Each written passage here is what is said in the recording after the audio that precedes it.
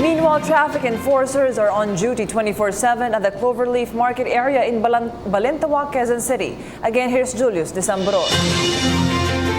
The Interagency Council for Traffic or IAC of the MMDA, HPG, LTO and LTFRB is now closely monitoring the traffic flow everywhere in Metro Manila. Here at the Sector 1 Balintawak, Quezon City, conducting traffic is done within 24 hours by traffic constables working on 3 shifts to ease up traffic flow. From what used to be slow-moving traffic in front of the Cloverleaf Market from Monumento de Muñoz, motorists now encounter a better situation. Police Senior Inspector Charlie Reyes explained that this is due to the proper implementation of traffic rules in the area, especially the prohibition of illegal and loading and unloading of passengers. Nami-maintain naman natin ng maayos yung flow ng traffic dito.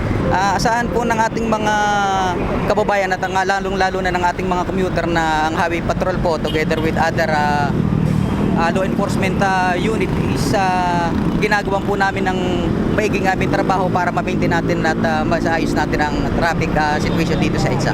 Officials are also reminding the public to observe discipline by crossing the streets in designated areas and fighting off corruption in the streets. Definitely disiplina talaga para maiwasan natin yung volume ng traffic dito sa Balintawak. Colorum and out-of-line vehicles are also being accosted through the non-stop joint operations of the LTO, LTFRB and the force multipliers. If caught by the IAC, the said vehicles are sure to be brought to the impounding area in Tarlac. It is also the objective of the authorities to protect commuters from unscrupulous people, crime and accidents. For PTV News, Julius Desamburon. Ako po si Cathy San Gabriel. Subscribe na sa PTV YouTube channel.